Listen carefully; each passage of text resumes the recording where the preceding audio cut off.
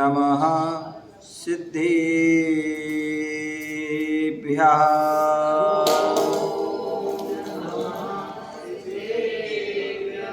ॐ नमः सिद्धेभ्यः।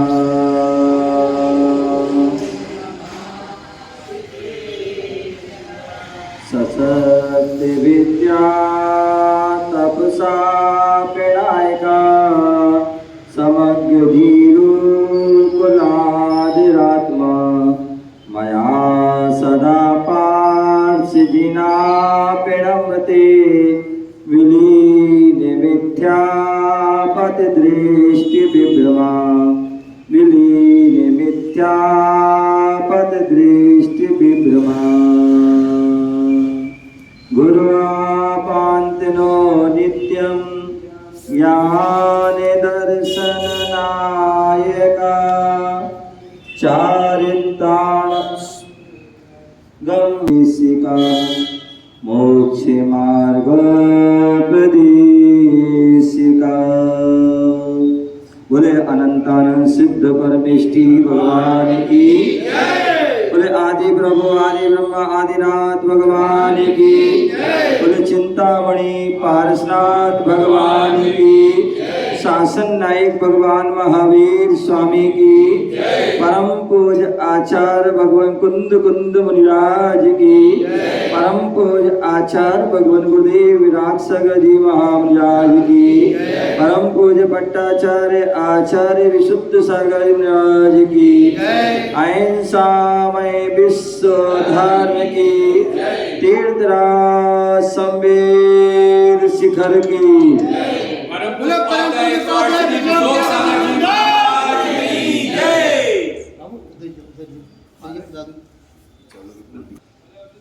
प्यारे बंधु,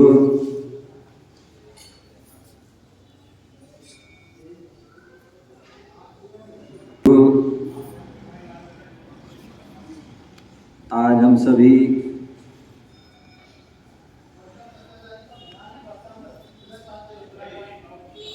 हम सभी मध्य प्रदेश की राजधानी भोपाल जैन नगर नंदीश्वर जिनालय प्रांगण में बैठे हुए हैं। भगवान महावीर स्वामी का शासन चल रहा है। भगवान महावीर स्वामी की जो वाणी खिली, वही वाणी जिनवाणी के रूप में हमें प्राप्त है। उसी जिनवाणी का जो है हम रसपान कर रहे हैं। आचार्य कुंद कुंद स्वामी रैणसार ग्रंथ के माध्यम से श्रावक और मुनियों का, श्रावक और मुनि के धर्म का कथन कर रहे हैं। श्रावक और मुनियों के जो कर्तव्य हैं, जो उनके व्रत नियम संयम हैं, उनका वर्णन कर रहे हैं। आचार्य कुंद कुंद स्वामी ने 11वें नंबर की गाथा के माध्यम से श्रावक धर्म और मुनि धर्म का उल्लेख किया है, जिसमें श्रावक किसे कहते हैं तो उन्होंने बताया, दानम पूजम मुखम सावय धम्मो ना तीर्ण बिना। जो श्रावक दान देता है, जो पूजा करता है, वह श्रावक है। इसके बिना वह श्रावक नहीं हो सकता है। दूसरे जो साधु कौन, तो बोले जो ध्यान झैणम ध्यान और अध्ययन करते हैं वो ही साधु हैं, जो ध्यान अध्ययन में लीन हैं वो ही साधु हैं। और कल हमने जाना था आचार्य शिवचंद्र स्वामी ने ज्ञानार्णव ग्रंथ के माध्यम से हमें बताया था कि जो ध्यान है, धर्म ध्यान है, परम ध्यान है, उत्कृष्ट ध्यान है, श्रेष्ठ ध्यान है, वो कौन कर सकता है? तो बोले जो रत्नात्रय का धारी है, जो रत्नात्रय का धारी है वो ही ध्यान कर सकता है। जो रत्नात्रय को जो प्राप्त ना हो करके व्यक्ति चाहे मुनि ना बने, दिगंबर मुद्रा को धारण ना करे और चाहे कि हम परम ध्यान उत्कृष्ट ध्यान को कर ले, तो बोले वह मूर्ख है, अज्ञानी है, उन्मत्त मतलब पागल है, उसकी वह विपरीत चेष्टा है। वो वैसा ही है जैसे कोई व्यक्ति कहे कि आकाश में फूल लगते हैं। क्या लगते हैं? बोले आकाश में फूल लगते हैं, ऐसा यदि कोई कहे तो समझ लेना कि वह उन्मत्त है, पागल है, शराबी है। या कोई कहे कि बंध्या पुत्र के लिए सहरा बना रहा हूं, कोई व्यक्ति कार्य कर रहा था, उससे पूछा भाई क्या कर रहे हो, क्या कर रहे हो? तो कह रहा है कि बंध्या पुत्र स्त्री का बंध्या पुत्र के लिए सहरा बना रहा हूं, कि बंध्या के जो पुत्र है उसको सहरा। तो ध्यान रखिए ये बात भी बाधित है, ये बात भी जो है घटित नहीं होती है, क्योंकि जहाँ बंध्या स्त्री है, बांझ स्त्री है, और बांझ स्त्री है तो उसके जो है पुत्र हो ही नहीं सकता, और पुत्र नहीं है तो फिर सहरा भी नहीं हो सकता है। पुत्र किसको होता है? जो पुत्रवंत स्त्री होती है, जो गर्भ को धारण करने की इसकी शक्ति होती है, वो स्त्री के ही पुत्र होता है। बंध्या के जो है पुत्र उत्पन्न नहीं होता है। कहते हैं चक्रवर्ती की 96,000 रानियां होती हैं। कितनी? बोले 96,000 रानियां होती हैं, और उसमें जो पटरानी होती है, क्या होती है? जो मुख्य पटरानी होती है, कहते हैं वो बांझ होती है, बांझ होती है, वह पुत्र को उत्पन्न नहीं कर पाती। तत्वार सूत्र में पढ़ते हैं, वहाँ अनेक योनियों का वर्णन है, शंखावर्त, वंश आदि, वंशपत्र, उन्मोन्नत, ये जो है वहाँ पर हैं। बोले एक से तीर्थंकर के जो है एक योनि होती है जिसकी तीर्थंकर की जैसी माँ की योनि होती है, जो जिससे तीर्थंकर ही उत्पन्न होता है, और एक वह योनि होती है जो सामान्य, जिससे पुत्र स्त्री पुत्र आदि स्त्री बच्चे बालक बालिका आदि जन्म होते हैं, और एक होती है जो पटरानी की जो है योनि होती है, उससे जो है पुत्र उत्पन्न नहीं होता है। तो ऐसे कहने का तात्पर्य वो पांच, बोले उसके पास बहुत कुछ होता है, पटरानी के पास बहुत कुछ है, बहुत कुछ वैभव है, मान सम्मान सब कुछ है, ऐश्वर्य, लेकिन सब कुछ नहीं है, क्योंकि उसके लिए पुत्र की उत्पत्ति नहीं होती है। स्त्री के पास सब कुछ हो, लेकिन वह पुत्र ना हो, संतान ना हो, तो वह सौभाग्यशाली नहीं है। अखंड सौभाग्यवती आदि वो है, अखंड सौभाग्यवती आदि वो नहीं होती है। पंच कल्याण आदि विशेष कार्यों में चौक पूर्ण आदि कार्यक्रम होते हैं, उसमें वो मंगल कलश आदि है, वो उसको धारण नहीं कर पाती है, उसको प्राप्त नहीं कर पाती, उसको स्थापित आदि नहीं कर पाती। तो इसलिए यहाँ बोल रहे थे कि ध्यान कौन कर सकता है, तो जो रत्नात्रय का जो धारी है उसको ही ध्यान होता है, परम ध्यान।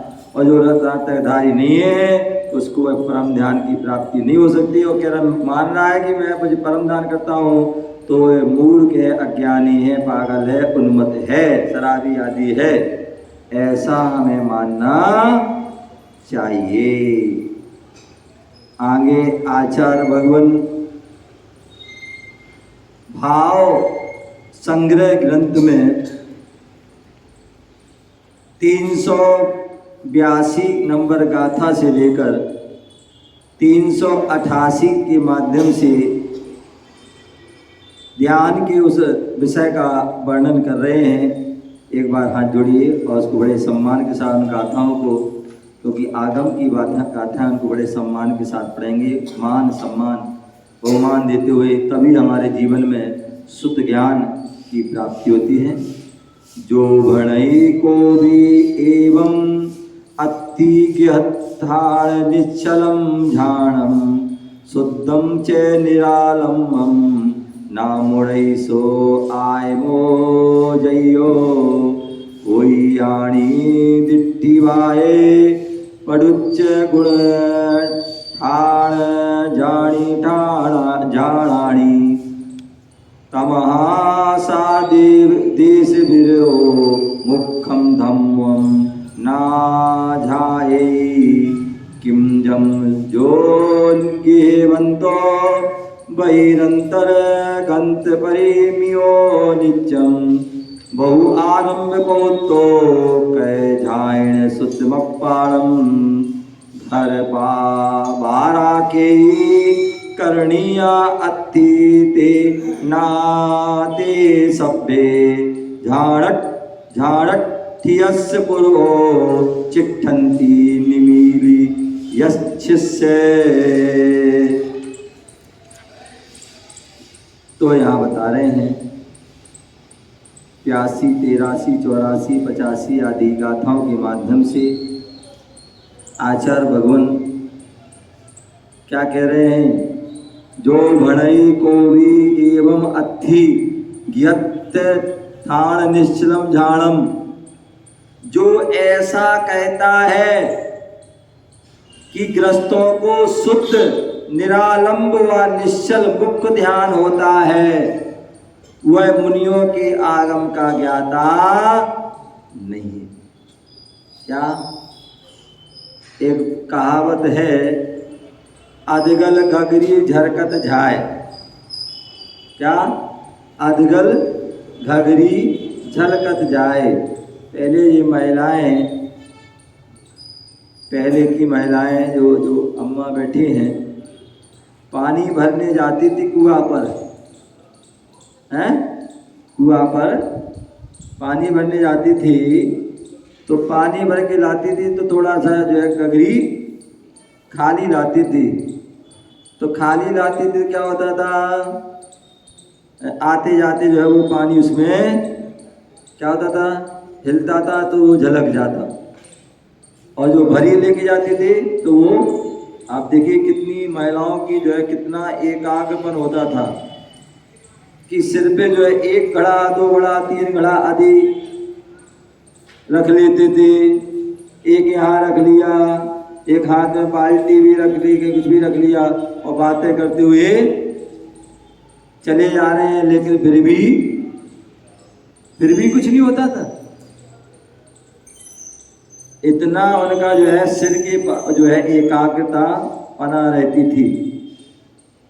लेकिन आज जो है पहली बात तो पानी वाला सिस्टम रहा ही नहीं है, हैं?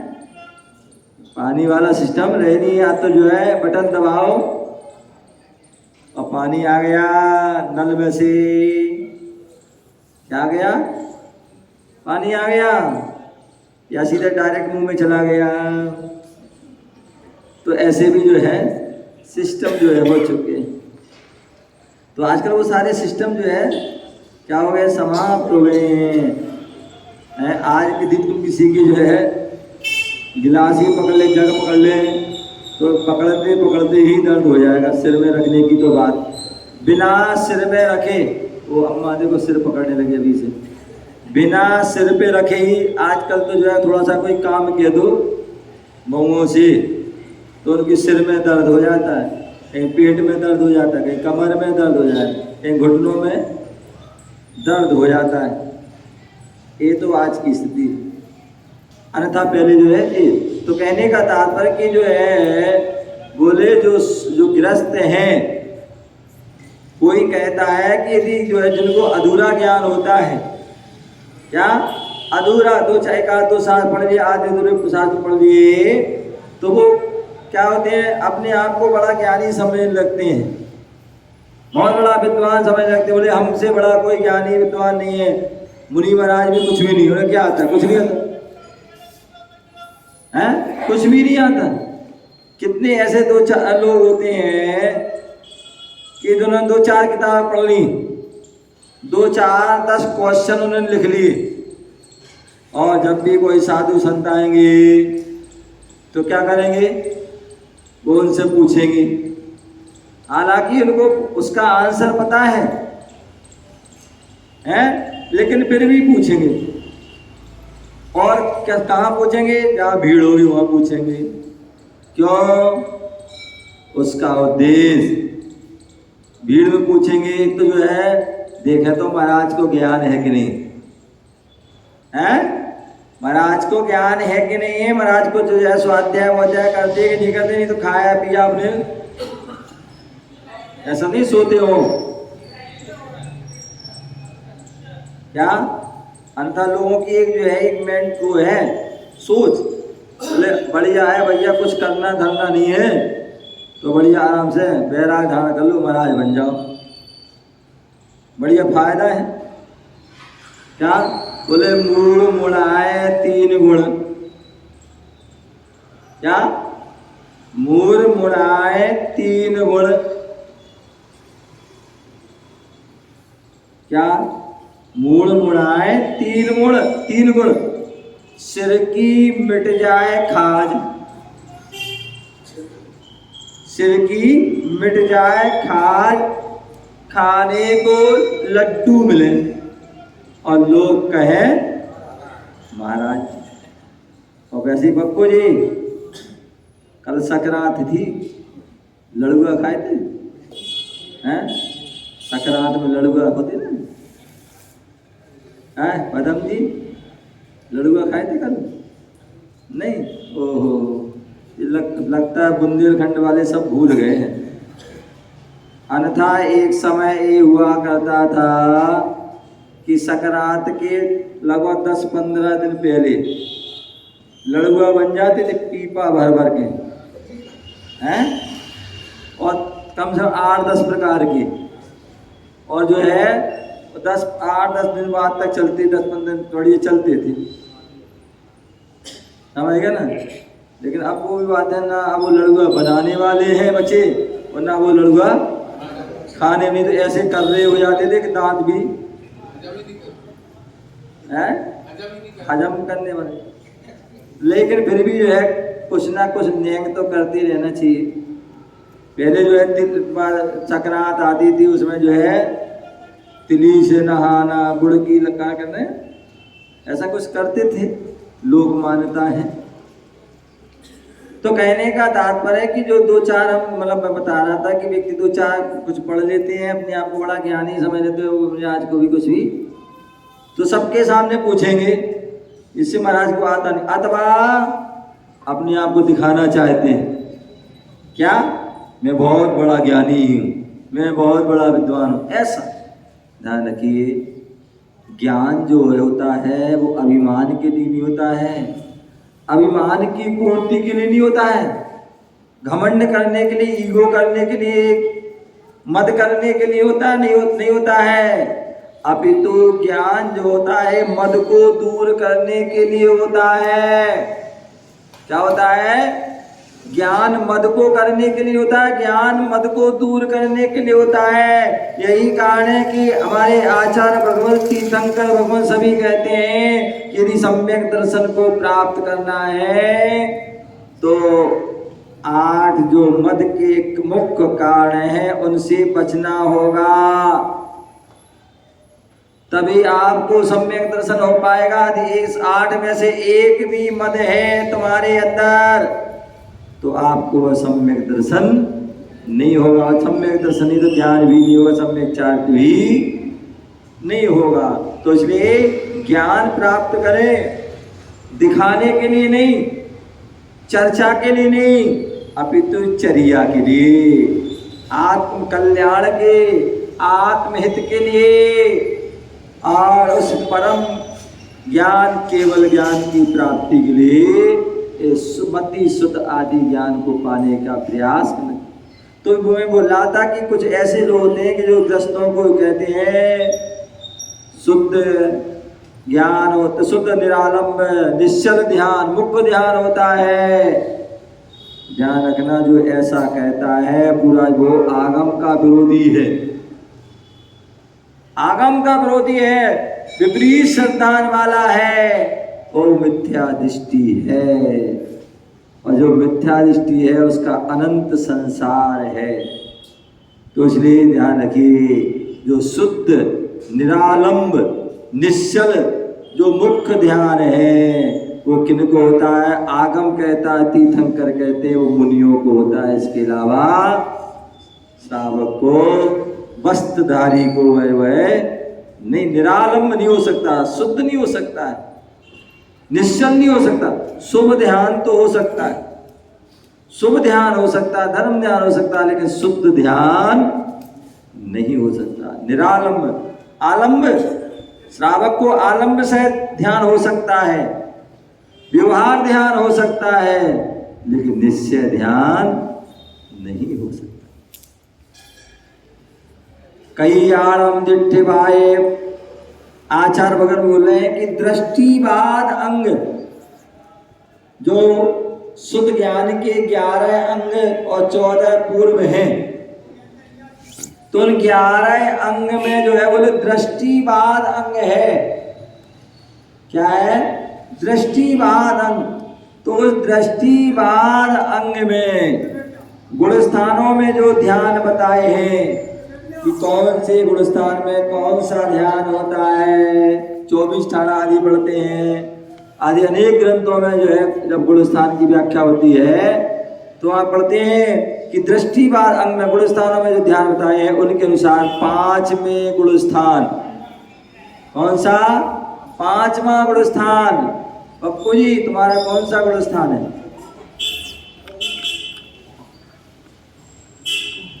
कौन सा गुण स्थान है? जोर से बोलो, खड़े होके बोलो।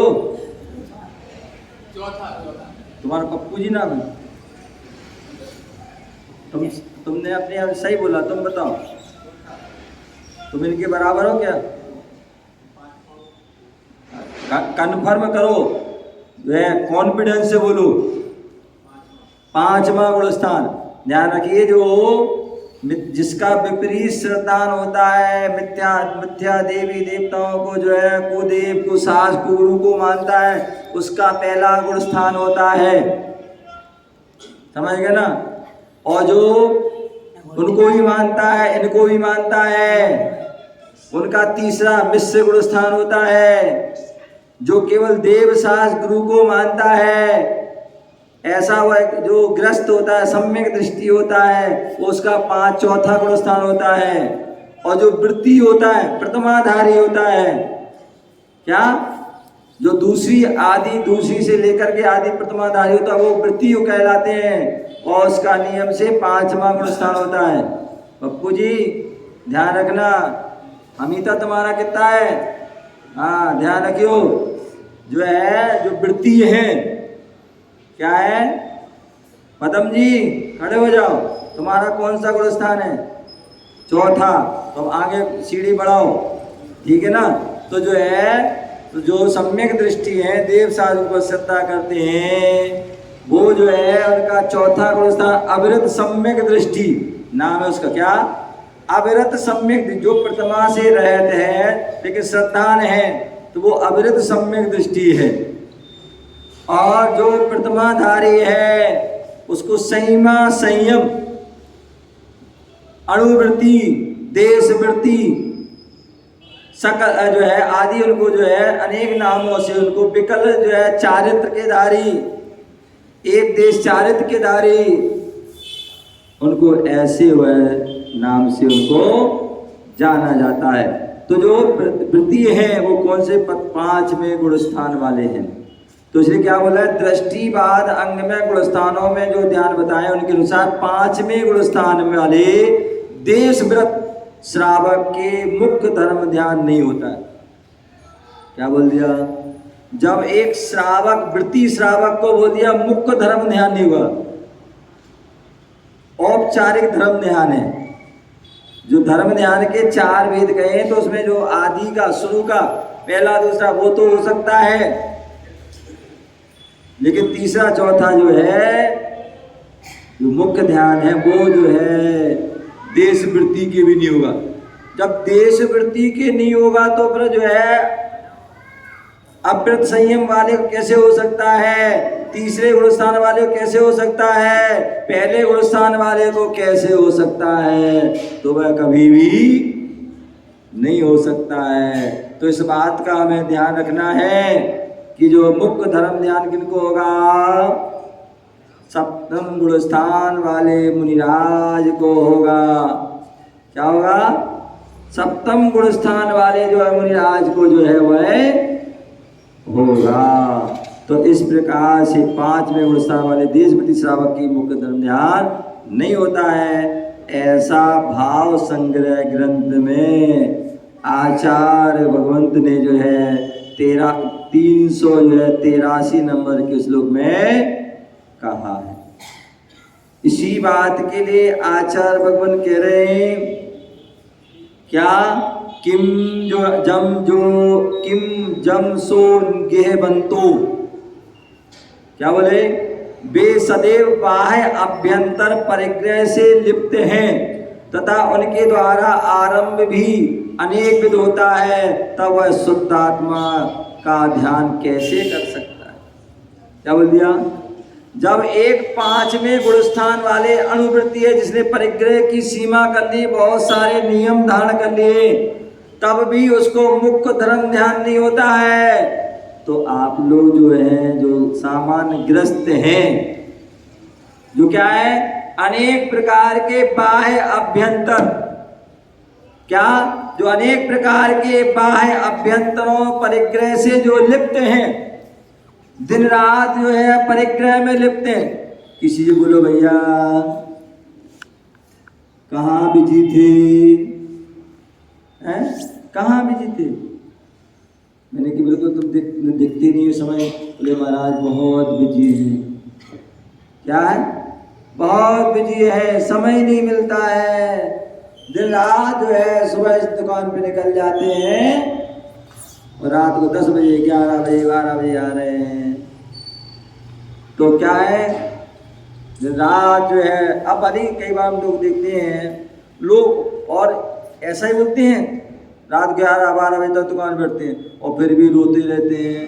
बोले महाराज दुकान अच्छी नहीं चलती है, भला नहीं नहीं होता ठिकाना। भैया यार तुम तो बोले हम 12 बजे तक दुकान खुलती है।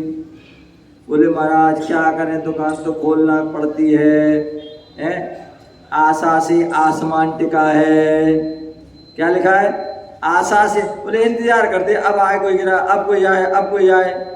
और जब हम देखा कि नहीं आ रहा तब तो बंद करके हैं भैया यही तो बात है। बोले आशा करोगे निराशा होगी। बोले अपना एक टाइम टेबल बनाओ। क्या? टाइम टेबल बनाओ।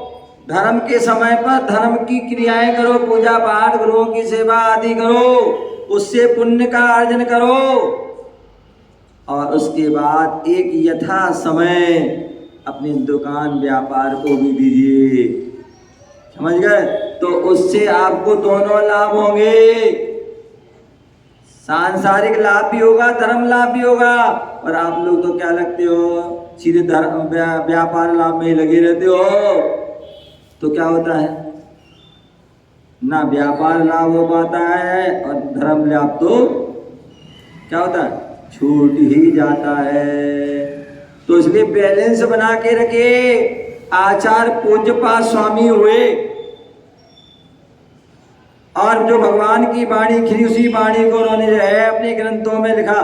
पूज्यपाद स्वामी ने एक पुरुषार्थ सिद्धि उपाय ग्रंथ लिखा और उस पुरुषार्थ सिद्धि उपाय ग्रंथ के माध्यम से उन्होंने जो है एक जो है पुरुषार्थ शब्द पर पूरा ग्रंथ लिख दिया। उस ग्रंथ में मुख्य रूप से 4 प्रकार के पुरुषार्थों का वर्णन किया। क्या किया? सविता ही नाम, सुनीता, ऋतु, अच्छा ऋतु है, ये गर्मी ऋतु आ गई, बसंत। तो बोले जो है क्या पुरुषार्थ, बोले 4 प्रकार के पुरुषार्थों का उन्होंने विशेष वर्णन किया और उन्होंने उन पुरुषार्थों का क्रम दिया। हम लोग क्या करते हैं, बड़े होशियार लोग हैं, बड़े चालू लोग हैं, उन 4 पुरुषार्थों में अपने मतलब का पुरुषार्थ पकड़ लिया और फिर लेकिन क्या होता है उससे हम फिर भी परेशान रहते हैं। आचार्य भगवंत तीर्थंकर भगवंत कह रहे हैं, बोले हम पुरुषार्थ कीजिए,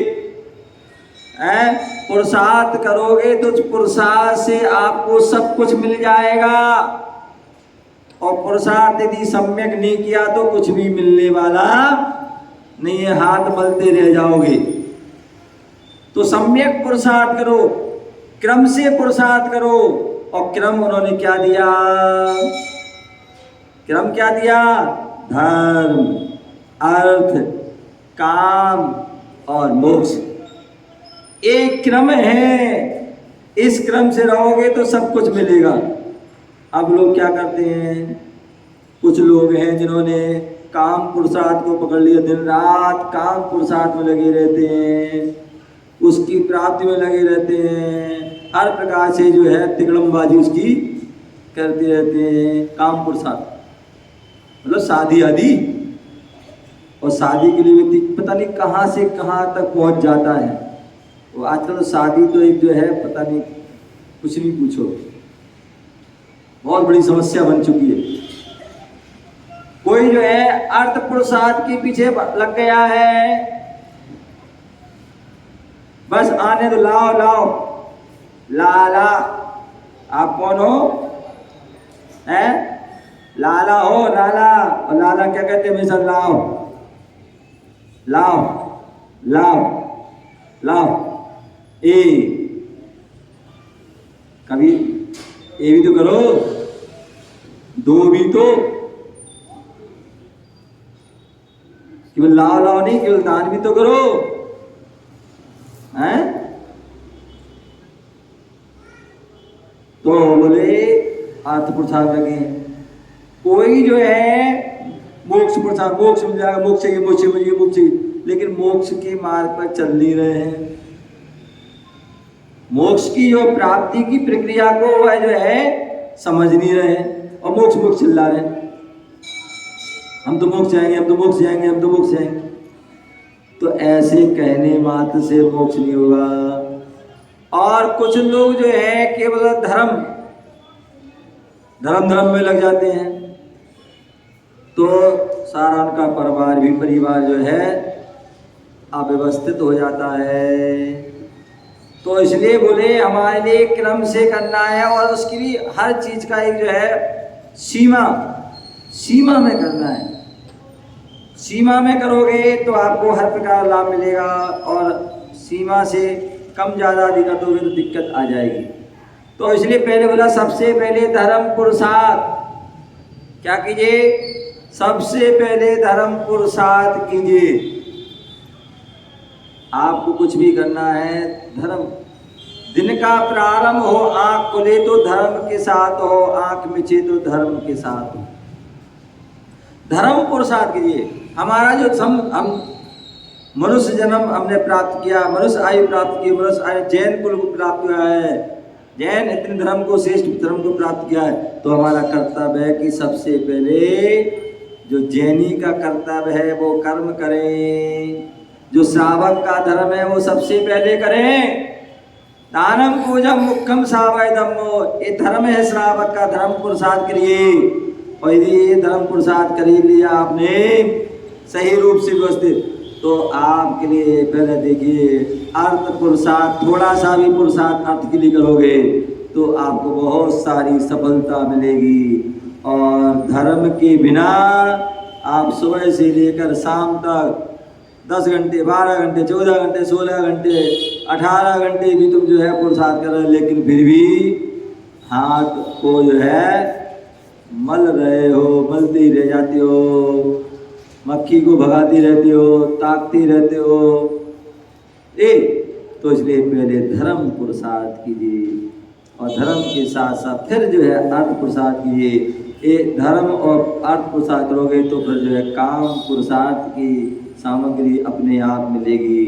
और उसके बाद जो है इन तीनों को भोगते हुए एक समय ऐसा आया कि आपको जो है विरक्ति भी हो जाएगी, वैराग को भी धारण कर लोगे और फिर जो है आपको उससे मुक्ति की भी, मोक्ष की प्राप्ति भी हो जाएगी। कहने का तात्पर्य यहाँ बता रहे थे कि जो व्यक्ति, मतलब जब यहाँ बता रहे थे कि आचार्य भगवान की जब एक पंचम गुण स्थान वाला व्यक्ति जिसने 5 अणुव्रतों को धारण कर लिया है,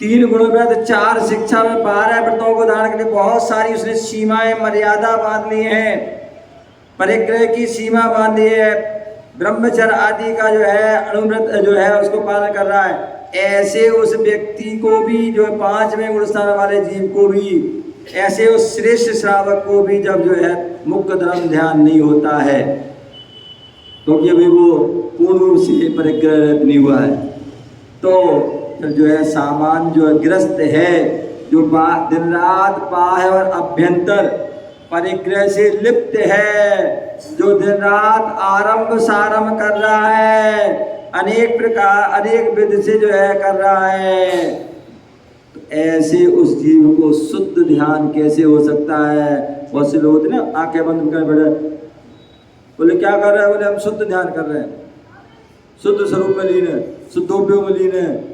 स्वरूप उसमें लीन है। ये क्या है, ये उनकी एकदम जो है अज्ञानता वाली बात बोल रहे हैं, अज्ञानता वाली बात बोल रहे हैं। क्योंकि जो है ये जो निर्विकल्प ध्यान होगा वो गुरु मुनियों को होगा, गृहस्थ अणुवृत्ति या जो है असंयमी को वह होने वाला नहीं है। और इस बात का जो है यहाँ पर व्याख्यान किया है। अंत में घर बावरा कोई करनिया अति नाते सब्बे, बोले ध्यानस्थ मुद्रा में यदि वह बैठ जाए तो उसे सभी आरंभ व्यापार उस स्थिति में भी झलकते रहते। कितने बार लोग आते बोले महाराज हम माला फेरते हैं, सामायिक करते हैं, तो क्या दिखता है? क्या दिखता है? महिलाएं कहती महाराज हम तो माला फेरते हैं तो हमें तो रसोई दिखती है। क्या दिखती है?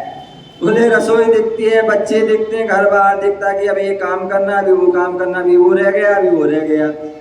अथवा पुरुष वर्ग के दुकान अपने जो है माला करने बैठ जाते, ध्यान में बैठ जाते हैं, बोले हमें दुकान दिखती है, हमें जो है अपनी फैक्ट्री दिखती है, हमें नौकरी दिखती है।